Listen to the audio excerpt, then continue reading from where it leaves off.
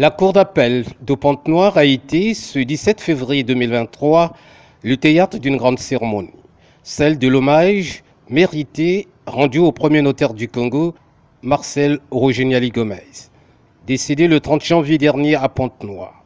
Un moment chargé de tristesse et d'émotion, tant il est vrai que le monde judiciaire congolais, en compagnie des parents et connaissances, ont tenu lui rendre toutes les reconnaissances dignes de son rang, à commencer par la Chambre nationale des notaires du Congo. La mort. Encore la mort et toujours la mort qui nous réunit ici et qui nous convoque ici pour rendre hommage à ce grand homme de culture, de droit. Celui-là que nous avons appelé affectueusement notre patriarche. En effet, c'était notre patriarche. Celui-là qui nous couvait de tous les conseils idoines dans l'exercice de notre ministère. Celui-là qui, du fait de son autorité, était à même de calmer les tempêtes.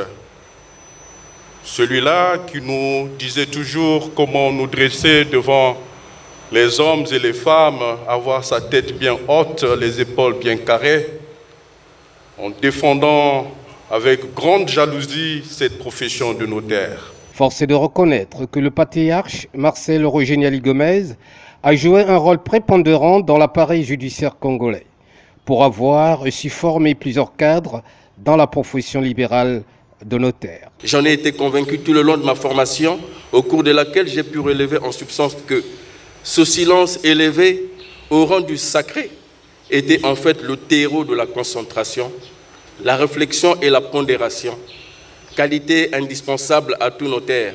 Les deux premières dans la gestation des conseils éclairés à donner aux clients, ainsi que dans le processus de production des actes authentiques.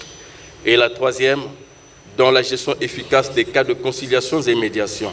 Quoi de plus normal si magistrats, huissiers de justice, avocats, notaires, membres de la Cour suprême, autorités préfectorales et municipales se sont reliés tour à tour devant la dépouille mortelle de celui qui restera gravé à jamais dans les cœurs des Congolais, pour avoir passé toute sa vie sur terre dans la dignité, la rigueur, la discipline et la simplicité.